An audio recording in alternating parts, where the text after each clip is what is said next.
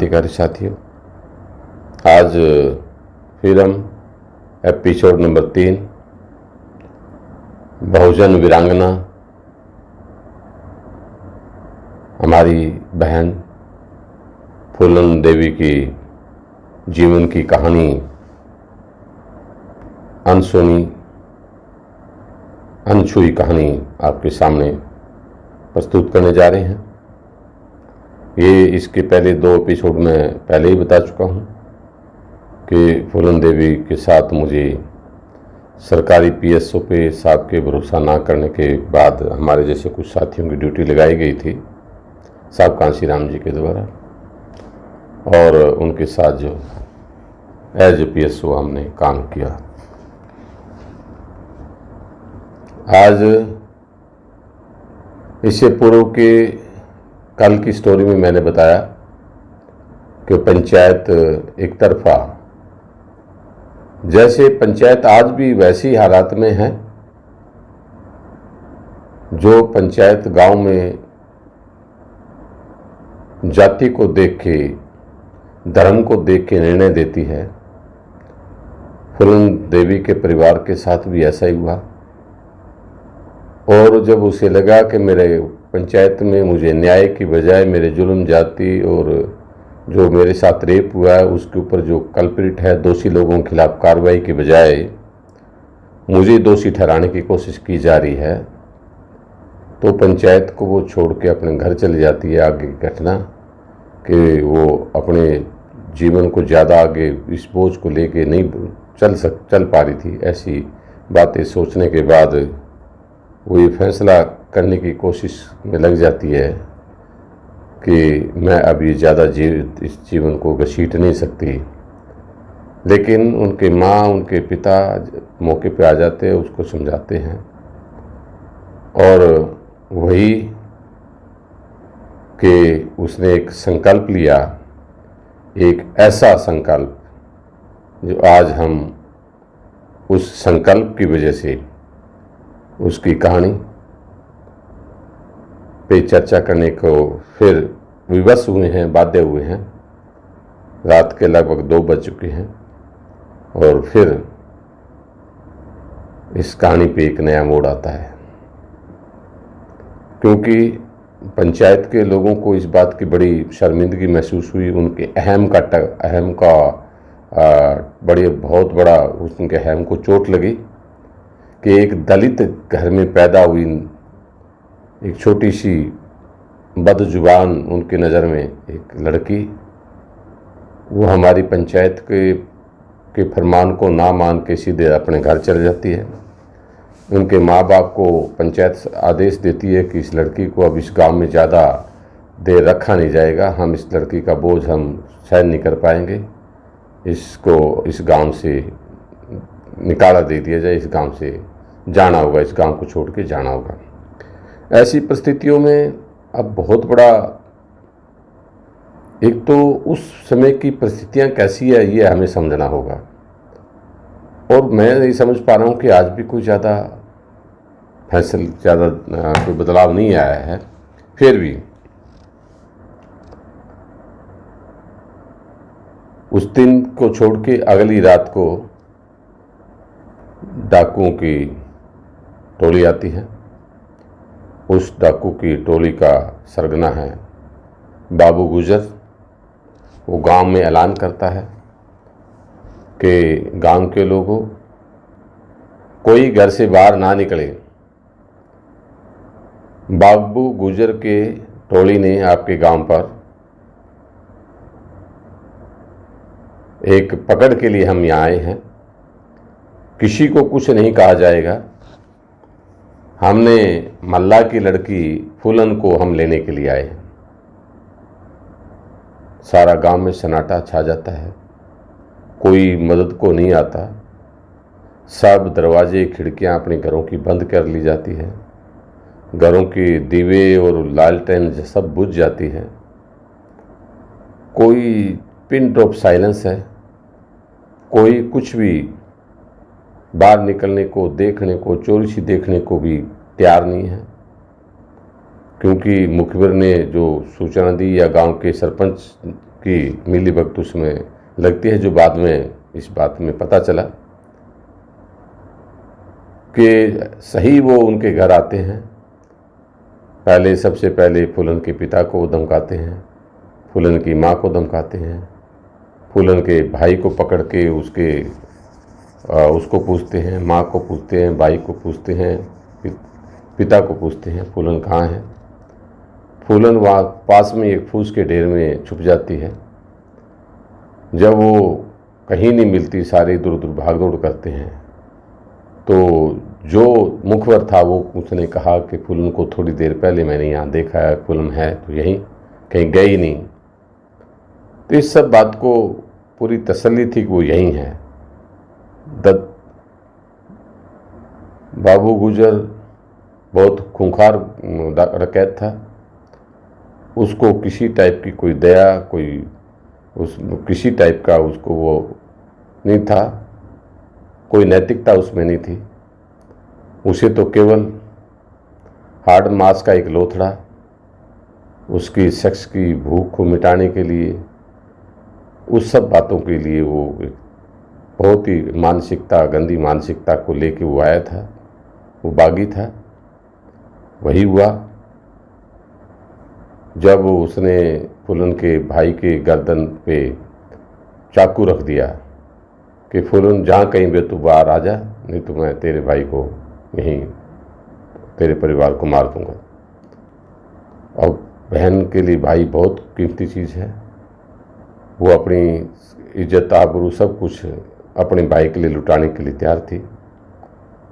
कुछ भी मुसीबतों का सामना करने के लिए तैयार थी। वो उनके लिए मुसीबतों से दो चार होना कोई नई बात नहीं थी। जब वो 11 साल की थी तब से इन सब बातों से वो झेलती वो आ रही थी। अभी उसको 7 साल हो गए थे उस सब बातों को झेलते हुए। अब उसकी उम्र 17 के लगभग हो चुकी थी। ये 79 की बात है, 79 की बात है। 63 का उसका जन्म है, 10 अगस्त 63 का जन्म है और 79 की ये घटना है।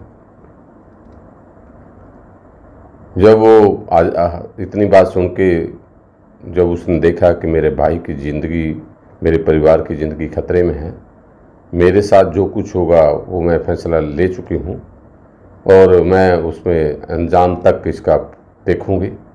और बड़े हिम्मत के साथ वो आके उसको बोलती है कि बाबू, मेरे परिवार को, मेरे भाई को छोड़ दो, मैं तुम्हारे साथ चलने के लिए तैयार हूँ। और बड़ा डेयरफुली, बहुत हिम्मत के साथ वो वहाँ से निकलती है। उसको भी पता है कि आगे की रात तेरे लिए कोई आसान नहीं है।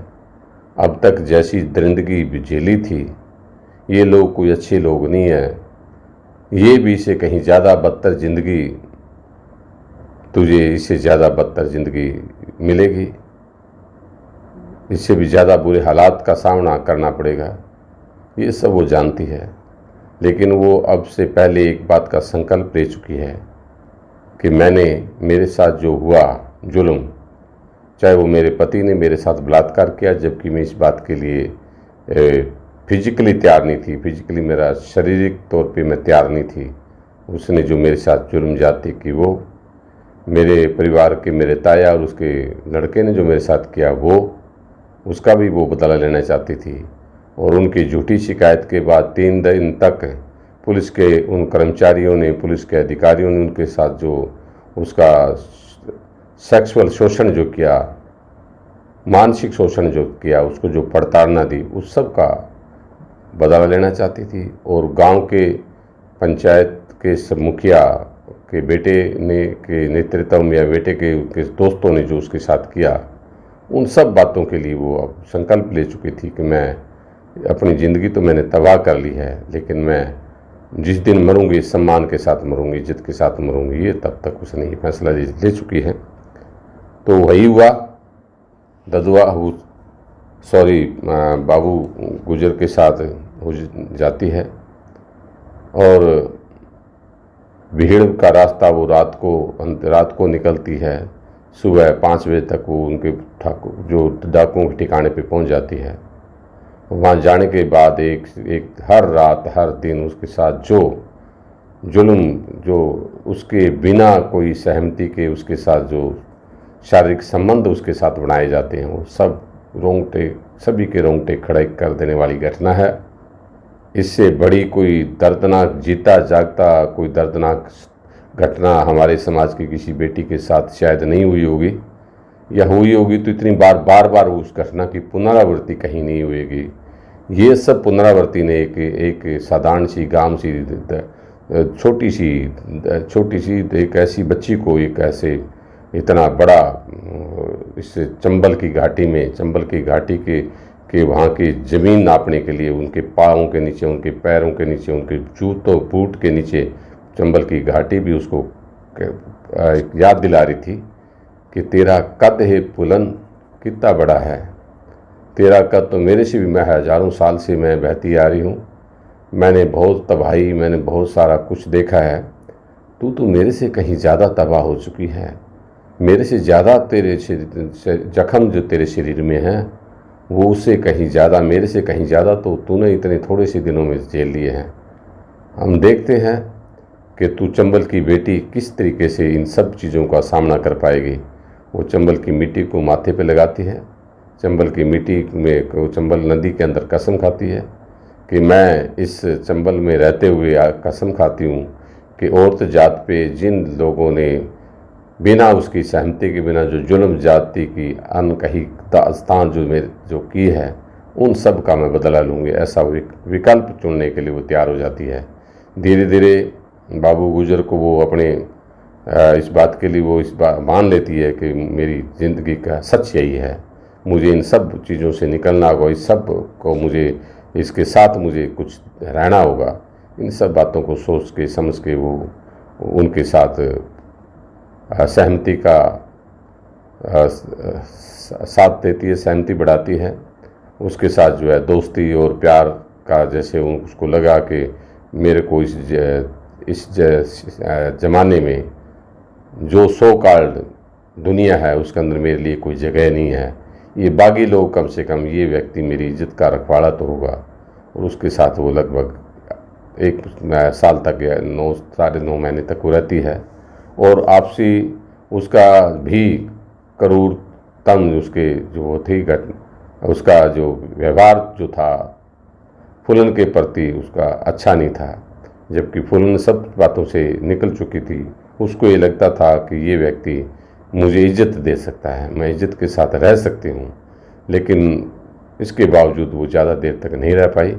उसका भी नज़रिया और उसका तंग दिल नज़रिया जो था वो फूलन को ज़्यादा देर खुश नहीं रख पाया। और उसका रिजल्ट ये हुआ कि उनके साथ एक उसी बिरादरी का विक्रम मल्ला एक और नौजवान लड़का है, वो सब ये बातें देखता है। वो बहुत बुरी तरीके से उसके साथ मारपीट करता है, उसका शरीर का शोषण करता है, भद्दी भद्दी गाली देता है। वो बातें विक्रम से सहन नहीं हुई और एक दिन विक्रम बाबू सिंह गुर्जर को गोली से उड़ा देता है और वो उसका इनकाउंटर कर देता है। पहले तो फूलन को ये बात बड़ा बुरा लगती है, तब ये देखते हैं फूलन को भी लगता है कि विक्रम इसके मुकाबले में ज़्यादा होनहार, ज़्यादा समर्पित, ज़्यादा ठीक किस्म का ये व्यक्ति लगता है। तो विक्रम समय समय पे उसको साथ देता है, समय समय पे उसकी केयर करता है, खाने की, रहने की, हर चीज़ की व्यवस्था करता है। जबकि वो लेके उसको गुजर जो उनका सरदार है वो लेके आया है और सरदार की बातों से, उसकी हरकतों से फूलन भी दुखी थी और विक्रम रोज़ देखता था, उसको लगता था कि मेरे समाज की बेटी है, इसके साथ जो हो रहा है वो शायद अच्छा ना हो रहा हो। ये सब बातें सोच के जो वो विक्रम जो है उसकी तरफ दोस्ती का हाथ बढ़ाता है और वो जो अंदर की बातें उसको बताता है, अंदर की कमजोरियां बताता है। और इस तरीके से एक जो है सरदार जो उनका सरगना है, जो इस दुनिया से अपने ही शिष्य की गोली से शिकार हो जाता है, क्योंकि वो अपने डाकू होने के बावजूद भी वहाँ पे बागी लोगों का भी कुछ दीन धर्म और ईमान होते थे, असूल जिनके थे, तो उन्होंने अपने असूल तोड़े एक लड़की के साथ। उसके साथ जो है वो ईमानदार नहीं रहा, तो उसका बदला जो है विक्रम मल्ला ने चुकाया, क्योंकि वो फूलन भी मल्ला जाति की थी। और इस तरीके से अब वो विक्रम के साथ रहना शुरू कर देती है और उसको सच्चाई का और पता चल जाता है। विक्रम जो है फूलन को अपने गैंग का सरदार बनाता है, फूलन को हथियार चलाना सिखाता है, फूलन को दूसरे टैक्टिक्स बताता है और एक से एक उसको उम्दा ट्रेनिंग देता है। विक्रम तो वो सब कुछ जानता है कि जो कुछ ऐसा हुआ वो धीरे धीरे फूलन एक एक कहानी, एक एक पल पल की घटना जो उसके साथ बीती थी, जो उसने नरक भोगा था, वो सारी बातें विक्रम को बताती है। विक्रम उसके दिल के कितने करीब चला जाता है, वो एक एक बात उसको बताती है, शेयर करती है। एक ऐसी प्रेम कहानी जो दुनिया फिल्म जिस पे बनती है दूसरी चीज़ें आपने देखी होगी, उससे कहीं ज़बरदस्त एक ऐसा मोड़ उसकी ज़िंदगी में आता है। और तब विक्रम जो है उसको इस बात के लिए तैयार करता है कि नहीं, ये जो हुआ है जुल्म है और ये जुल्म आने वाले किसी और बेटी के साथ ना हो, इसका तूने बदला लेना है। इन सब बातों को बदला लेने के लिए जो है विक्रम जो है उसके साथ जाता है। सबसे पहले उसका शिकार उसके पति, और वो जो उसके पति ने जब उस उम्र में 35 साल बड़ा था उसके साथ जो जुल्म जाती की थी, और जब वो 6 महीने उसके बाद जो है उसके बिना 6 महीने तक वो ना जा पाई बीमारी के हालत में, तो उसके पति ने दूसरी शादी कर ली थी। तो जो दोबारा फूलन उसके अपने पति के घर गई तो उसकी दूसरी पत्नी ने और उसके पति ने दोनों ने उसको घर से निकाल दिया था। तो वो टीस, वो गुस्सा, वो दर्द फूलन के मन में था। तो विक्रम को साथ लेके उसकी ठुकाई करके आती है, पिटाई करके आती है। गांव के लोग आ जाते हैं, बीच में पड़ जाते हैं और उसको छोड़ देती है दोनों को। लेकिन इतना मारती है कि वो सारा उसको लगता है कि मेरे साथ जिस तरीके से इसने व्यवहार किया था वो इसके लिए इसके लिए लायक था, इस बात के लिए ज़रूरी था इसके साथ ऐसा करना। ये घटना जो है विक्रम को साथ लेके ऐसा इस टाइप की आगे बढ़ती है स्टोरी। दूसरे अब उनको, क्योंकि अब सामाजिक सरोकार से वो परिपूर्ण दोनों नज़र आते हैं।